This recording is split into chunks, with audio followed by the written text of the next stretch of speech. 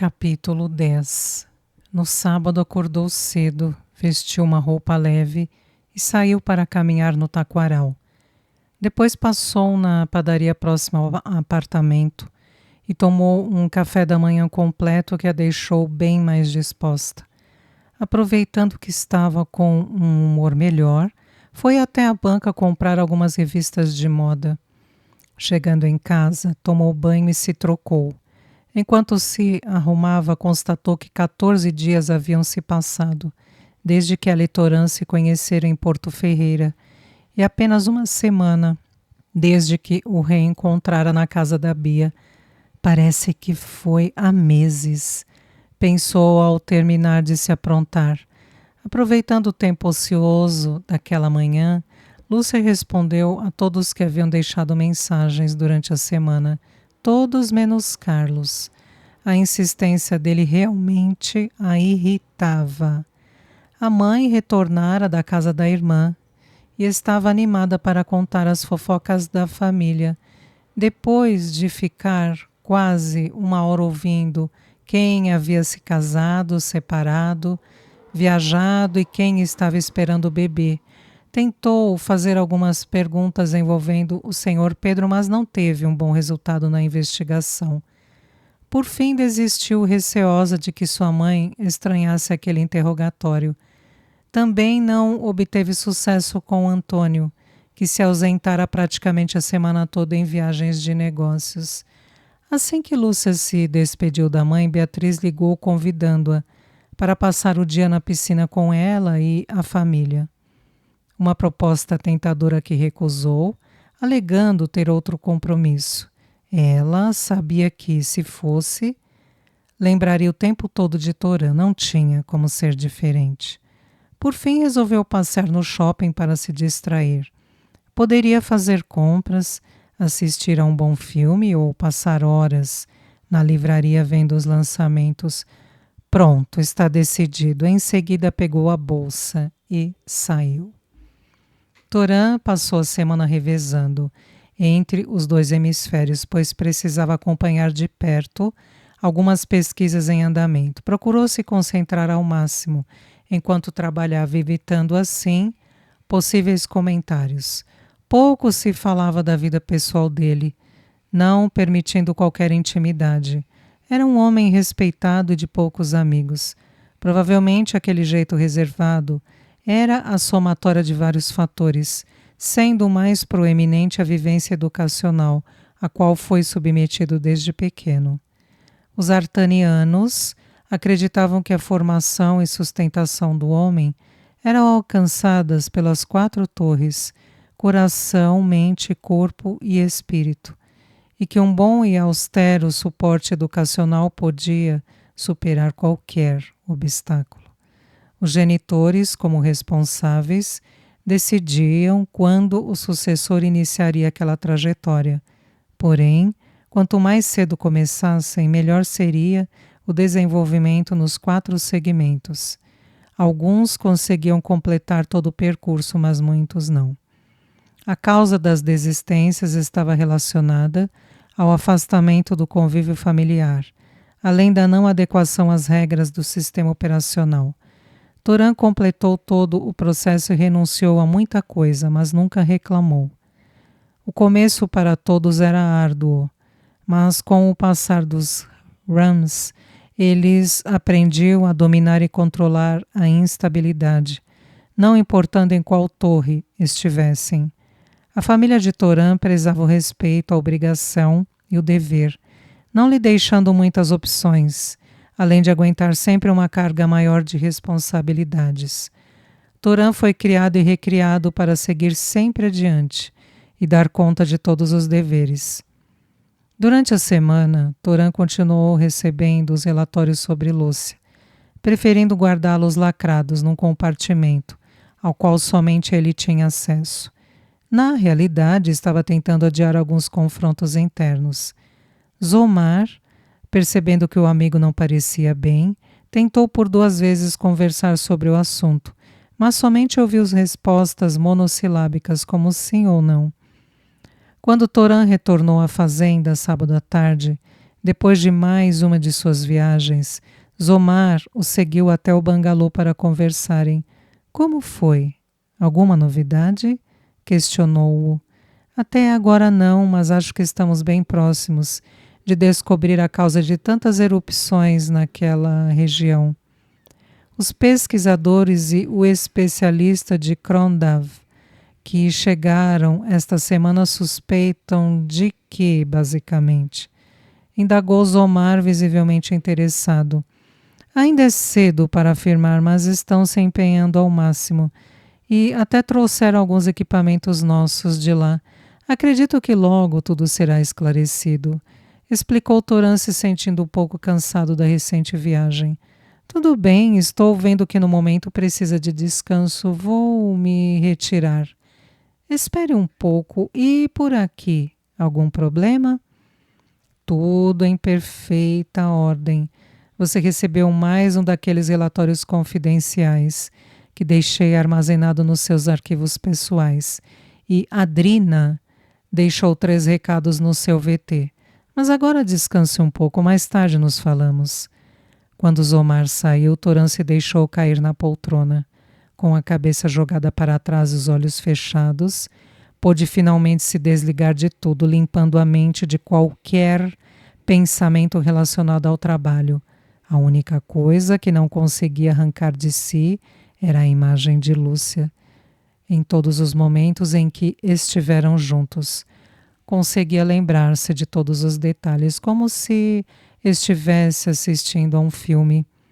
E ele precisava tomar alguma atitude em relação a este assunto, mas ainda não sabia o que fazer. No fundo, tinha esperanças de que ela pensasse melhor e resolvesse procurá-lo quando estivesse mais calma, mas já haviam se passado alguns dias e nem sinal de Lúcia. O destempero dela naquela noite, ao saber apenas uma pequena parte da história, ainda lhe perseguia. Ela deve ter puxado este lado mais temperamental da família do genitor. Nós, artanianos, não costumamos agir impulsivamente. Um sorriso sem graça surgiu na face dele. Pensando bem, depois do episódio com aquele sujeito, acho que não sou a pessoa mais indicada para falar em controle. Às vezes me pergunto como será que ela viveria em nosso meio, sendo tão diferente, tão única, tão ela. De tão cansado que estava, Toran pegou no sono rapidamente. Quando acordou, já passava das 7. No exato instante em que o pôr do sol banhava o quarto, com as cores alaranjadas.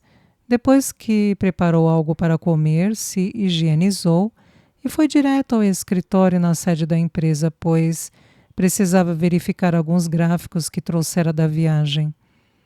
Lúcia chegou em casa por volta das 20 horas. A tarde acabou rendendo mais do que esperava. Depois das compras, assistiu a um filme e, quando estava indo embora, encontrou 2 amigas de faculdade que a convidaram para se juntar a elas, para um café enquanto conversavam sobre as novidades. O cansaço tomou conta do corpo dela e a única coisa que queria era ficar deitada no sofá por alguns minutos, sem fazer nada. A caminhada da manhã e o passeio ao shopping deixaram-na esgotada fisicamente. Mas até que era bom. Enquanto estivesse ocupada, não pensava tanto nos problemas. A vontade dela era de simplesmente apagar todos os medos e receios, mas não conseguia fazer isso, não podia. Quem você está tentando enganar com esta história de não tô nem aí? Acha que conseguirá dar as costas depois de descobrir que existem pessoas que estão à sua procura e se dizem ser parentes próximos?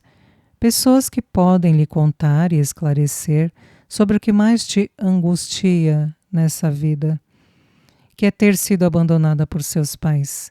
Conhecendo você como eu a conheço, Lúcia Viraldi, você não vai sossegar enquanto não esclarecer toda esta história, mesmo que para isso tenha que dar o braço a torcer e ligar para a única pessoa que pode te ajudar neste momento. Você se sentiu invadida e saber tanto sobre sua vida fez com que acabasse reagindo da pior maneira possível. Mas ele sempre pareceu confiável, muito misterioso, é verdade.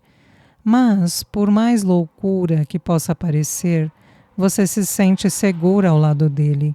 Pensou Lúcia numa última tentativa de clarear as ideias. Dar conselhos a si mesma sempre funcionava quando não sabia mais o que fazer.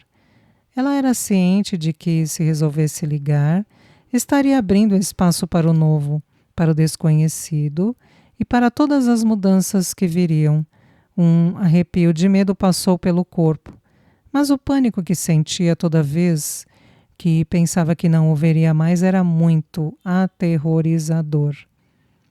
Lúcia começou a enrolar uma mecha do cabelo enquanto os pensamentos a levavam de um lado ao outro, como ondas numa tempestade. Os olhos se prenderam por um longo tempo no telefone do outro lado da sala. Então Lúcia se levantou e foi até lá. Toran ainda apresentava sinais de cansaço por conta da viagem, mas nada que o impedisse de adiantar alguns relatórios que precisavam ser enviados o mais rápido possível para o núcleo de referências. Quando terminou, chamou Zomar para passar algumas orientações. Este, por sua vez, mal adentrou na sala e já foi espalhando o humor que somente ele tinha. E aí, chefe, quando vai tirar uma folga? Ou melhor, quando vai me dar uma folga? Perguntou ao se sentar numa poltrona em frente à mesa. Toran desviou os olhos dos documentos e olhou rapidamente para o amigo. Se não me falha a memória, faz apenas 30 dias que você voltou das férias na região dos lagos dos templos e, pelo que consta, esteve muito bem acompanhado. Parece que faz rams que isso ocorreu, disse Zomar sorrindo. E como andam as coisas entre você e Elese? Quando conseguimos nos encontrar, fica tudo bem. Mas, por conta do ritmo intenso de nossas profissões, dificilmente achamos tempo disponível, mas não reclamo. Gosto do que faço e respeitamos nossos ofícios. Isso é ótimo, ela parece ser uma boa pessoa. E já que estamos falando sobre isso, Toran o encarou seriamente. Adrina já deixou vários recados e, que eu saiba, nenhum foi respondido. Estive ocupado, respondeu secamente. Falarei com ela amanhã. E, além de ocupado, também tem evitado falar sobre alguns assuntos. Toran não conseguiu conter um sorriso ao olhar a expressão do amigo. E desde quando eu falo sobre minha vida com alguém? Perguntou, achando graça no comentário de Zomar. Nunca. Mas caso precise, lembre-se de que amigos também servem para escutar as lamentações e desabafos. De onde tirou isso? Ouvi de alguns sarams. Toran voltou a ficar sério, desviando o olhar para a luminária da parede. Passados alguns segundos, fitou novamente Zomar e disse: Desculpe se o deixei preocupado, mas não me sinto à vontade para comentar sobre algumas coisas. De certa forma, é tudo muito novo para mim. Fez uma pausa antes de continuar. É difícil assimilar tudo o que estou sentindo e não estou sendo muito claro. Não precisa ser claro. Só quero que fale comigo se sentir vontade. Apenas isso, está bem? Disse ao se levantar. Não vou esquecer, garantiu Toran ao lhe entregar a pasta. Vou levar estes relatórios para minha sala para que sejam enviados ainda hoje. Aproveite que está tudo em ordem e vá descansar um pouco. Depois que Zomar saiu, Toran ainda permaneceu sentado, pensando na confusão que a vida dele se tornara. Então, como se quisesse esquecer tudo, passou a mão pela cabeça várias vezes, respirou fundo e se levantou para ir embora. Ao se aproximar da porta, ouviu o toque do telefone particular, deixado sobre a mesa, e voltou para atender. E, ao ver o número da chamada gravado na tela, seus olhos brilharam.